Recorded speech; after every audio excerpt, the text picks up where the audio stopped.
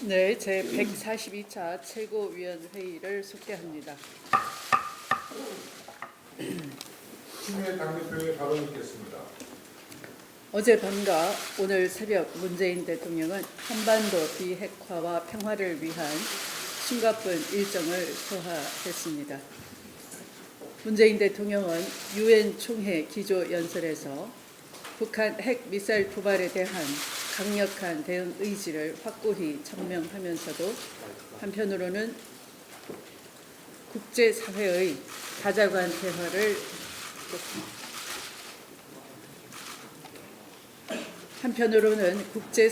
다자간 대화를 통한 평화적 해결의 필요성을 재차 강조했습니다. 이어서 가진 트럼프 대통령과의 한미 정상회담에서도 완전하고 검증 가능하며 불가역적인 비핵화를 평화적으로 추진한다라는 양국 공동 목표를 재확인했습니다. 아베 일본 총리를 포함한 한미일 3국 정상 간 회동에서도 북한이 견디지 못하고 스스로 대화의 장으로 나올 수밖에 없도록 국제사회가 최고 강도의 제재와 압박을 가해야 한다는 데 인식을 같이 했습니다. 유엔 연설과 한미일 정상들 간의 연쇄 회동에서 문재인 대통령의 키워드는 평화였습니다. 북한 핵미사일 도발에 대해 가장 강력한 수준의 제재를 통해 압박을 가하되 그럼에도 그 제재와 압박은 제재 그 자체가 목적이 아니라 종국적으로는 평화적 방식에 의한 해결이라는 원칙을 위한 수단이라는 것을 강조한 것입니다. 이에 미일 정상들도 그 인식을 같이 하고 있다는 점을 확인해 준 것이라 하겠습니다. 한국은 동족 상잔의 전쟁을 직접 체험한 국가입니다. 어떠한 경우라도 한반도에서 다시 전쟁이 일어나서는 안 된다는 문재인 정부의 의지는 확고합니다. 미국을 비롯한 국제사회도 우리 정부의 입장을 적극 지지해주고 있습니다. 이어지는 북한 핵미사일 도발에 인내심이 한계에 도달할 수 있지만 어려울 때일수록 원칙을 지켜야 합니다. 반면 북한의 김정은은 트럼프 미 대통령에 대해 사상 최고의 초강경 대응 조치를 신중히 고려할 것이라고 위협하는 성명을 발표했습니다. 그러나 북한은 자신들의 어떠한 군사적 도발도 평화를 지향하는 국제사회의 탄탄한 연대를 뚫을 수 없을 것임을 인식해야 할 것입니다. 문재인 정부와 더불어민주당은 튼튼한 한미공조를 바탕으로 국제사회가 끝까지 인내하면서 마침내 북한을 대화의 장으로 나올 때까지 결코 원칙을 포기하지 않을 것입니다. 야당도 한반도에서 전쟁은 결코 안 된다는 입장에 동의하고 평화적 해법에 의한 해결 원칙에 적극 협력해 주시길 바랍니다. 어제 김명수 대법원장의 임명 동의안이 국회에서 가결되었습니다. 유전무죄, 유권무죄가 아니라 양심과 법률에 따라 만민에게 공정한 판결을 내리는 정의로운 사법부의 모습을 기대하고 있는 국민들의 열망에 입법부가 화답한 결과라 하겠습니다. 사법부 개혁을 간절히 바라고 있는 국민과 함께 적극 환영합니다. 신임 김명수 대법원장 취임과 함께 우리는 대법원 청사에 새겨져 있는 자유, 평등, 정의의 가치가 강물처럼 흐르고 참된 법치주의가 실현되는 진실되고 정의로운 대한민국을 반드시 만들어 나가야 할 것입니다.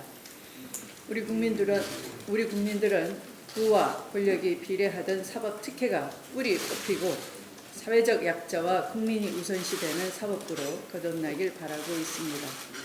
김명수 신임 대법원장은 국민 앞에 약속했던 사법부 독립과 사법개혁을 사명감 있게 추진해 주시길 당부합니다. 특히 인사청문회 과정에서 밝힌 상고심 제도 개선, 대법관 구성 다양화, 외부 감사관 도입 등 다양한 개혁 방안을 차질 없이 수행해 주시기 바랍니다. 그리고 이번 인준안 처리에 협조해 주신 야당 의원님들께도 감사드립니다. 정상적인 절차에 따라 청문 보고서가 마침내 채택되었고 본회의 표결을 통해 신임 대법원장을 세우기까지의 과정은 협치와 상생 정치의 참모습을 보여주는 것이었다 평가합니다. 향후의 정기국회 과정에서도 대법원장 인준안 통일 과정에서 경험한 협치의 정신을 항상 되새기며 국민들의 기대에 응답하고 국민의 삶에 도움되는 성과를 남기는 정기국회가 될 수 있도록 함께 노력하자고 당부드립니다. 말씀을 마치겠습니다. 우원식 원내대표의 발언을 듣겠습니다. 김명수 후보자 임명 동의안 가결은 상생과 협치의 시작입니다. 김명수 대법원장 후보자에 대한 임명 동의안이 가결되었습니다. 우선 사법정의와 사법독립을 위해 소속 정당을 뛰어넘어 초당적인 결단을 내려주신 야당 의원님들께 감사의 말씀을 드립니다. 아울러 임명 동의안 가결을 위해 밤낮을 가리지 않고 뛰어주신 더불어민주당 소속 121분의 의원님들께도 깊이 감사드립니다. 의원 여러분들의 희생과 노고가 있었기에 문재인 정부의 사법개혁이 이제야 닷을 올리게 되었습니다. 대단히 뜻깊고 기쁘게 생각합니다. 어제 표결로 우리 국회는 당리당략보다는 국민의 기본권을 지킬 보루인 사법부 공백만은 막아보자는 높은 수준의 합의를 이루어냈습니다. 동시에 헌법과 법률이 정한 견제와 균형의 삼권분립 원칙을 청문회 기간 동안 보여주면서 결과적으로 법관의 독립을 요체로 사법부의 의무를 다하라는 헌법 정신을 여야가 함께 확인했습니다. 의회 민주주의 가치를 드높인 국회다운 국회의 참모습이었습니다. 김명수 후보자는 부디 이러한 국민과 국회의 뜻을 잘 받들어서 현재 사법부가 직면하고 있는 어려움들을 슬기롭게 극복하고 국민을 위한 사법구현에 최선을 다해야 할 것입니다. 찬성은 물론 반대표에 담긴 무거운 뜻도 함께 새겨서 사법개혁에 매진해 줄 것을 당부드립니다. 여야가 함께 협치의 신호탄을 올린 만큼 정기국회에서도 협치의 길 위에서 손을 맞잡고 안정적인 국회 운영을 해나가겠습니다. 이제부터 공통공약 중심의 민생 현안과 국회를 발전시키고 정치개혁을 모색할 다양한 형태의 정책 협치, 정치 협치의 과제들을 함께 모색해 가자는 제안을 드립니다. 협치는 포기하지 않는다면 불가능한 일이 아니라는 것을 어제 다시 절감했습니다. 저도 간절한 마음 그대로 야당에게 먼저 찾아가고 먼저 손 내밀고 함께 걸어가겠습니다. 문재인 대통령의 뉴욕 순방, 북핵 문제 해결과 여야 안보 협치의 마중물이 되길 기대합니다. 문재인 대통령이 엄중한 안보 상황에서도 유엔 총회 일정을 성공리에 마치고 오늘 귀국을 합니다. 북한의 핵실험과 잇단 무력 도발로 국제사회와 한반도의 긴장이 고조된 상황에서 문 대통령은 유엔 총회 기조연설을 통해 대북 제재와 대화, 최대 압박을 통한 북한의 비핵화라는 우리 정부의 대북 정책에 대한 국제사회의 공감대를 이끌어내고 한반도 평화의 길로 나가는 전기를 마련했습니다. 또한 한미일 각국 정상들과의 회담을 통해 국제사회의 굳건한 대북 공조 체제를 재확인하고 북한의 추가적 도발에 대해서는 단호히 대처하기로 뜻을 모았습니다. 이뿐만 아니라 문 대통령은 대북 문제에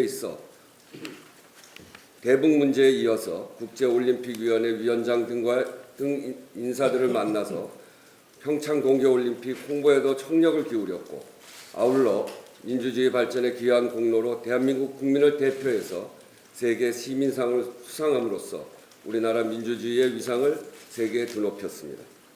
문재인 대통령이 유엔 총회 연설에서 북한 핵 문제 해결을 위해 유엔의 적극적인 역할을 요청한 것은 기존 6자 회담의 틀의 한계를 극복한 새로운 다자주의적 해법을 제시한 것으로 높이 평가할 수 있습니다. 또한 평화, 촛불, 사람을 강조함으로써 한반도의 긴장 완화의 궁극적 목표와 현재 시민혁명으로 만들어낸 정권교체의 의미 그리고 새 정부의 국정운영 방향을 전 세계 앞에서 당당히 드러냈습니다. 이번 순방을 통해 점증하는 안보 위기 극복에 대한 굳은 의지와 세계가 주목한 시민혁명의 토대 위에 만들 새로운 대한민국의 방향을 확고히 한 성공적인 순방이었다고 확신합니다. 조만간 문 대통령께서 순방 결과 설명 등을 위한 자리를 마련하고 여야 대표를 초청하기로 한 만큼 김명수 대법관 임명 가결에 이어서 여야가 안보 분야에서도 상생하고 협치하는 계기가 되기를 기대합니다. 이상입니다. 박범계 최고위원의 발언이 있겠습니다. 네. 마침내 김명수 대법원장 후보자에 대한 임명 동의안이 가결되었습니다. 당초 김명수 후보자의 지명 시 법원의 고위직 법관을 중심으로 한 넋이 나갔다 이런 반응이 있었음에도 불구하고 우리 입법부 국회는 사법개혁을 지지하고 사법개혁에 대한 국민의 열망을 수용했습니다. 김명수호의 사법부는 이제 달라져야 됩니다. 지난 4년여간 아니면 9년여간 있어왔던 기울어진 운동장에 대한 재검토가 있어야 됩니다. 김명수 대법원장은 이번 청문 과정과 국회 동의 과정에서 얼마나 사회적으로 일방적으로 규정되는 것이 위험하고 무서운가를 실감했을 겁니다. 사회 제 세력 간에 일방적으로 규정되고 일방적으로 매도되고 일방적으로 이미지화하는 것이 궁극적으로는 갈등을 해결하고 분쟁을 조정하고 최종적인 판단을 하는 법원에 의해서 그것이 해결돼야 되는 구조에 대한 정말 절절한 체험의 기회였다고 생각을 합니다. 김명수호의 사법부는 이제 법원 행정처 개혁이라는 절체절명의 과제를 떠안게 됐습니다. 법원 행정처가 단순한 사법행정에 대한 지원 조직이 아니고 일선 법관들에 대한 내부로부터의 독립을 어쩌면 침해할 수도 있고 많은 재판상에 보이지 않는 간섭과 관여가 있어 왔다는 그런 일선 법관들의 불만을 유념하셔야 될 겁니다. 문재인 대통령 후보는 사법부 독립을 존중한다는 의미에서 지난 대통령 선거에서 사법부 개혁에 관한 공약을 내지 않았습니다. 이제 김명수 신임 대법원장 체제에서는 법원 행정처 개혁에 대한 국민들의 뜨거운 열망, 일선 법관들의 열망을 수용하셔야 된다고 생각합니다. 두 번째는 사회노동법원의 신설에 대한 적극적인 의지를 피력해 줬으면 좋겠습니다. 독일은 이미 노동법원을 도입을 해서 여러 가지 가장 중요한 갈등 과제를 법원을 통해서 전문적이고 그리고 충분히 사회 약자를 배려하는 그러한 법원 시스템을 통해서 갈등 과제를 해결하고 있습니다. 제가 굳이 노동법원 앞에 사회란 말을 붙인 이유는 단순한 노동법원이 아니고 예를 들어서 신고리 5, 6호기 건설과 같이 우리 이 사회를 분열시키고 그러나 해결하지 않고서는 결론을 내지 않고서는 한 걸음도 나갈 수 없는 그러한 사회적 갈등 과제들이 너무나 많습니다. 노동 문제만이 있지 않습니다. 충분히 법원에서 정말 노사정위원회와 같은 형태의 그러한 사회 제 세력을 대표하고 반영하는 그러한 사회 노동법원이 도입됨으로써 우리 사회의 사회 갈등 구조가 일방적으로 규정되고 매도되고 하는 그러한 분위기를 일신하고 정말 사법 정의적인 차원에서 사법 절차적 차원에서 제대로 해결되고 조정되는 그러한 시스템에 대한 충분한 고민과 도입을 권고드립니다. 이상입니다. 다음은 이영석 최고위원의 발언이 있겠습니다.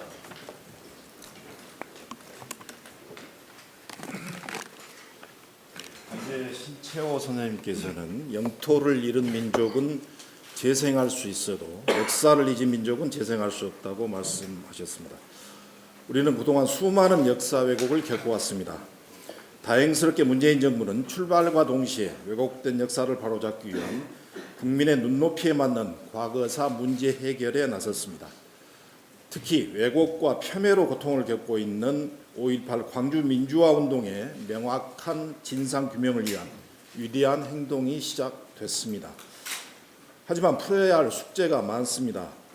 5.18 광주 민주화 운동 후 진상 규명을 위해 국방부 5.18 특별조사위원회가 발족했지만 3개월의 한시적인 위원회이고 헬기 사격과 전투기 폭격 대기 등 일부 사안에 대한 의혹만 밝히는 것으로 그 한계를 지적받고 있습니다. 더욱이 진상규명조사의 필수적인 수사권과 기소권을 갖지 못해 진상규명위원회가 제대로 된 활동을 할 수 있을지에 대한 의문이 제기되고 있습니다. 또 그동안 자료 공개를 거부해온 국방부가 5.18 관련 기밀 자료까지 전부 공개할지에 대한 우려도 큽니다. 이런 이유로 해서 5월 단체들은 국방부 진상규명위원회와 별개로 5.18 진상규명을 위한 활동을 펼치고 있습니다. 1200만 명이 넘는 관객이 관람한 영화 택시 운전사의 흥행 이후 전 국민의 관심이 5.18 광주 민주화 운동 진상 규명에 쏠려 있습니다. 5.18 당시 계엄군의 광주 시민 학살 후 안매장 의혹, 그리고 헬기 사격과 전폭기 출격 대기 의혹 등 반드시 밝혀져야 할 사안들에 대한 제보와 증언 또한 잇따르고 있습니다. 따라서 국방부와 법무부 등 5.18 광주 민주화 운동의 진상 규명 관련 기관은 진상 규명 특별위원회 활동을 적극적으로 지원해야 할 것입니다. 그리고 발포 명령자 규명, 행방불명자 소재 파악, 그리고 안타까운 암매장지 발굴 등 신빙성 있는 증언과 증거가 쏟아지고 있는 사안까지 조사 범위를 확대해야 됩니다. 특히 특조위의 조사가 5.18 광주 민주화 운동의 완전한 진상 규명을 위한 조속한 특별법 제정으로 이어지기를 기대합니다. 어제 저녁 모 방송에서 단독 검증 5.18 최후 비밀편을 방영했습니다. 하지만 안타까웠던 것은 대부분의 증언과 제보가 아직도 피해자 중심으로 이루어지고 있습니다. 간곡히 호소드립니다. 80년 5월 당시 광주에 파견됐던 공수부대원 그리고 계엄군, 특히 군 관계자 여러분들의 양심적인 증언과 자백을 호소드립니다. 불편한 진실을 밝힐 수 있는 여러분의 진정한 용기를 광주가 기다리고 있습니다. 이상입니다. 양양자 최고위원이 발언하겠습니다.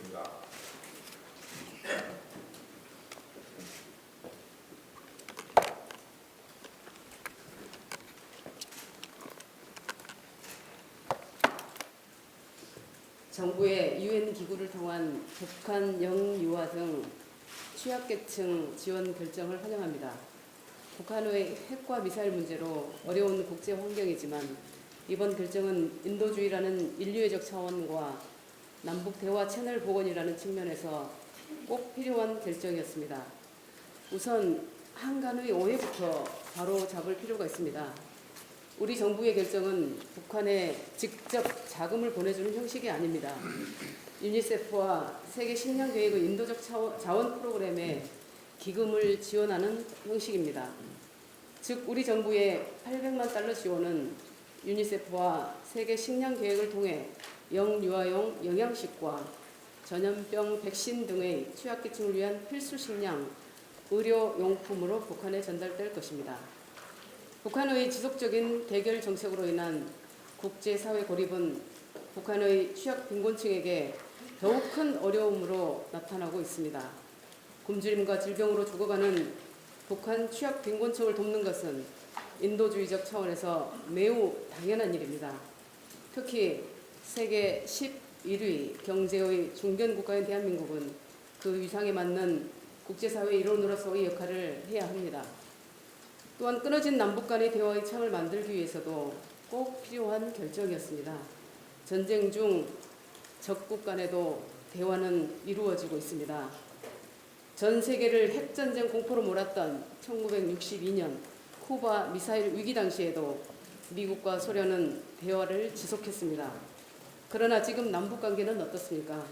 이명박 박근혜 정권을 거치며 모든 연락 채널이 끊어졌습니다. 표류한 북한 어미를 돌려보내기 위해 전방의 확성기를 사용하는 실정입니다.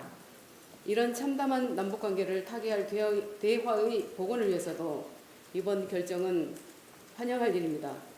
우리 더불어민주당은 남북관계를 획기적으로 발전시켰던 김대중 노무현 대통령의 뜻을 이어받은 정당입니다. 민주당과 문재인 정부는 한반도에서 전쟁의 위협이 사라지고 평화 통일의 길을 걷기 위한 노력에 최선을 다해야 합니다. 그 시작은 가장 낮고 쉬운 것에서부터 시작해야 합니다. 다시 한번 정부의 대북한 인도적 차원의 결정을 환영합니다. 이상입니다.